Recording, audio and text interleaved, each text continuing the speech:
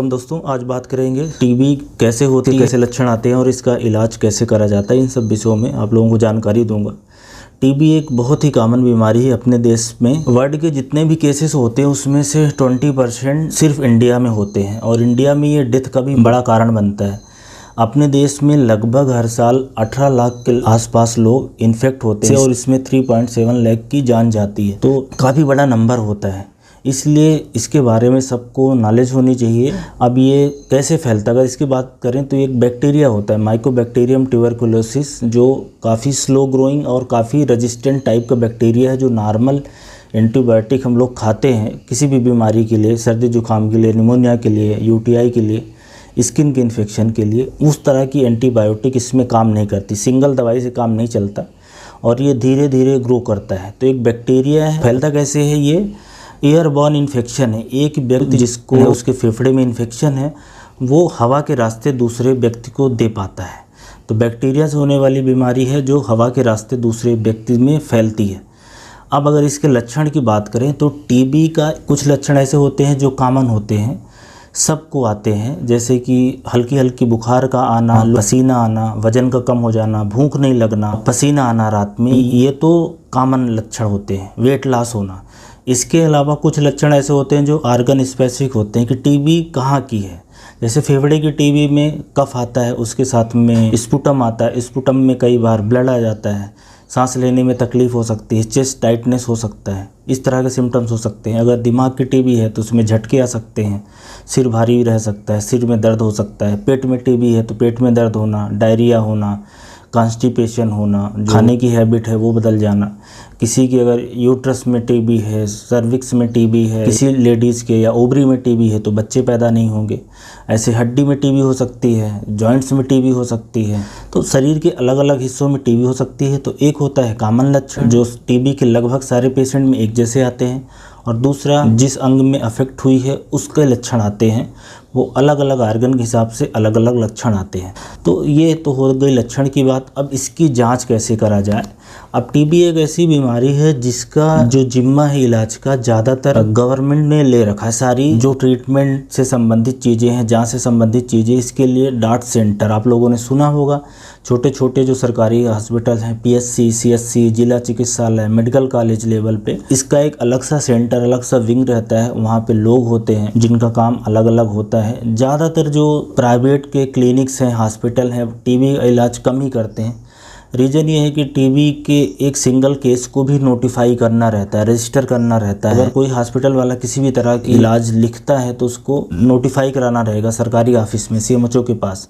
कोई अगर केमिस्ट दवाई देता है तो नोटिफाई करना होगा, कोई जांच वाला अगर जांच करेगा तो नोटिफाई करना होगा। तो इन सब बातों के कारण टीबी का इलाज ज़्यादातर सब लोग सरकारी सेंटर में भेज देते हैं। टीबी का इलाज प्राइवेट में तब हो सकता है जैसे किसी को हड्डी के टीबी का कोई ऑपरेशन करना है, पेट की टीबी का ऑपरेशन करना हो, तो इस तरीके की बात अलग है। जो एक नॉर्मल टीबी का इलाज होता है जो दवाई के द्वारा सिर्फ चलता है, वो प्राइवेट में बहुत कम लोग करते हैं। और गवर्नमेंट में कराना बेहतर भी रहता है क्योंकि उनके पास ज़्यादा अच्छी व्यवस्था होती है, इसलिए जांच के लिए, दवाइयों की सप्लाई का, रेजिस्टेंस चेक करने का, डार्ट्स के जो ऑब्जर्वर रहते हैं वो देखते हैं, पूरा रिकॉर्ड मेंटेन करते हैं कि व्यक्ति दवाई खा रहा है कि नहीं खा रहा है। तो अगर हम जांच की बात करें तो अगर फेफड़े में टीबी है तो स्पुटम लिया जाता है, जिसको स्लाइड बना के देखा जाता है। स्पुटम की माइक्रोस्कोपी होती है, उसमें टीबी का बैक्टीरिया दिख जाता है जो कि रॉड शेप का ऐसा पिंकिश कलर का दिखता है एफबी स्टेन में।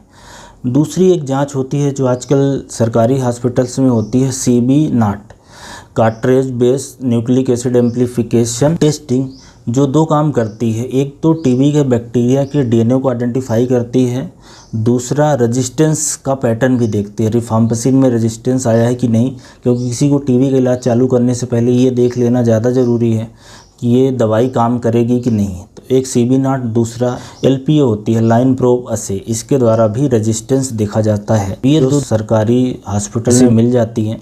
और जो सीबी नाट है वो किसी तरह का स्पेसिमेन हो, चाहे स्पुटम हो, चाहे पेट में पानी हो या छाती में पानी भरा हो, या दूसरे भी स्पेसिमेन में वो अच्छे से काम करती है। लिम्फ नोड से कुछ निकाला हुआ मटेरियल, सिर्फ वो ब्लड में काम नहीं करती। तो ये दो जांचें हैं। इसके अलावा कुछ और जांचें जैसे कि बायोप्सी की कई बार ज़रूरत पड़ सकती है, सीने का एक्सरे है, या एफएनएसी की ज़रूरत पड़ सकती है, इस तरह की कुछ जांचें और कराई जा सकती। कई बार दिमाग के लिए जैसे MRI की जांच कराना पड़ सकता है।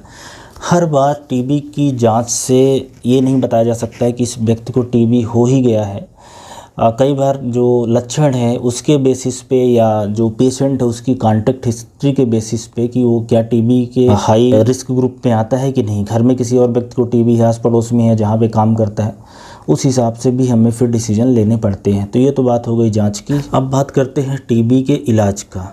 टीबी का इलाज को समझने के लिए एक दो बातें आपको जाननी ज़रूरी है कि टीबी की जो दवाई है वो काफ़ी सारी दवाइयाँ रहती हैं जो कॉम्बिनेशन में चलती, एक सिंगल दवाई नहीं चलती, और इसका इलाज भी काफ़ी लंबा चलता है। टीबी के इलाज को दो तरीके से दिया जाता है। एक इंटेंसिव फेज होता है जिसमें थोड़ी ज़्यादा दवाइयाँ रहती हैं, अमूमन 4 दवाइयों का कॉम्बिनेशन रहता है इंटेंसिव फेज में।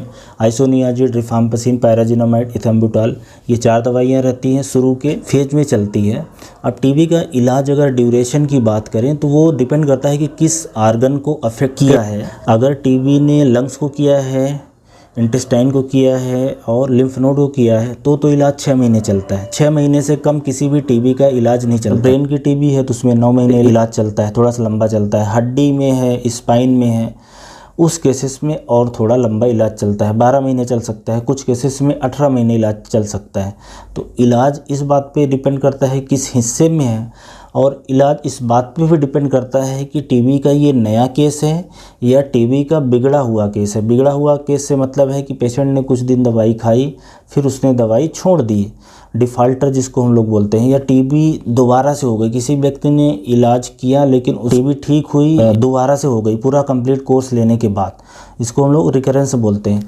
या कुछ लोगों में मल्टी ड्रग रेजिस्टेंस टीबी होती है, MDR, या एक्सटेंसिव ड्रग रेजिस्टेंस टीबी मतलब XDR, मतलब पहले से ही रेजिस्टेंस है, जो कॉमन दवाइयाँ ये काम नहीं करेंगी। फिर उनका इलाज में थोड़ी ज़्यादा दवाइयाँ भी आ जाती हैं और वो थोड़ा ज़्यादा दिनों तक चलता है। तो अगर न्यू केसेस है तो 6 महीने चलेगा, शुरू की 4 दवाइयाँ, फिर 3 दवाइयाँ।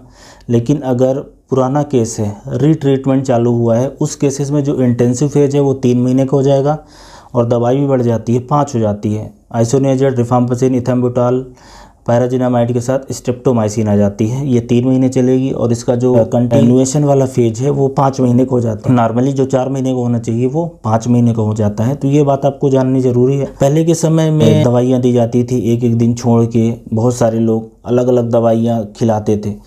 आजकल फिक्स डोज कॉम्बिनेशन ही आता है, वो आसान रहता है पेशेंट को खाने के लिए। जो सरकारी हॉस्पिटल के डाट सेंटर होते हैं वहाँ पे ये मिल जाती है, तो ये थोड़ा सा अच्छा है। पेशेंट को खाने में आसानी रहती है, उसको याद करने में आसानी रहती है, दवाई की डिलीवरी वगैरह देने में सही समय पे, उसके लिए ये सुविधा बेहतर रहती है। तो ये इलाज वाला पोर्शन है। इलाज चलते के साथ साथ कुछ इसके जो साइड इफ़ेक्ट हैं उस पर भी ध्यान रखा जाता है। जैसे आँख की जांच कराना है कि आँख का विजन प्रभावित तो नहीं हो रहा है, कान की सुनने की कैपेसिटी तो नहीं गड़बड़ हो रही, स्किन में कोई लीजन तो नहीं आ रहा है, लीवर डैमेज हो रहा है कि नहीं हो रहा है। क्योंकि ये दवाइयाँ लंबे दिनों तक चलती हैं, ज़्यादा अमाउंट में चलती हैं, तो साइड इफ़ेक्ट भी इनके ज़्यादा आते हैं।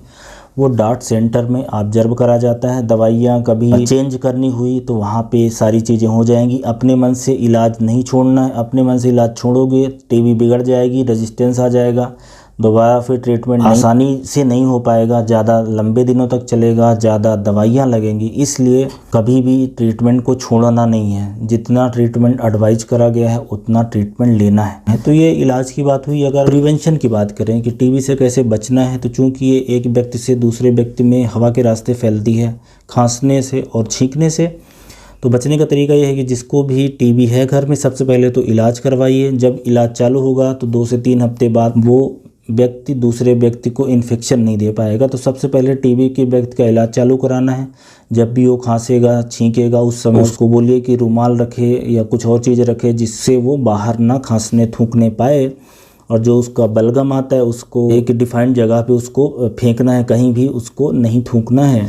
साफ़ सफाई का ध्यान रखना है, ये टीबी का बचाव होता है। इंडिया जैसे कंट्री में जहाँ पे ओवर क्राउडिंग है, बहुत भीड़ भाड़ है, घर में काफ़ी सारे लोग एक साथ रहते हैं, दूसरे भी इन्वायरमेंटल पोल्यूशन बहुत ज़्यादा है, सिगरेट पीने की आदत है लोगों को, HIV का इन्फेक्शन है उसमें काफ़ी कॉमन हो जाता है। तो ये बचाव का तरीका है। एक मेरी रिक्वेस्ट रहेगी पर्सनल कि जिन लोगों को टीबी है या सस्पेक्टेड है उनका जल्दी से जल्दी इलाज कराएं और किसी भी हालत में कितना भी साइड इफ़ेक्ट आए, जितना डॉक्टर ने बोला है 6 महीने से पहले अपने मन से इलाज ना बंद करें, पूरा इलाज कराएं। इसी से ही सबकी भलाई है। जिस पेशेंट को होगी उसकी भी जान उसी से बचेगी और उसके आस पड़ोस घर वाले, बच्चे, बुजुर्ग सब लोग उसी से ही बचेंगे। Thank you so much.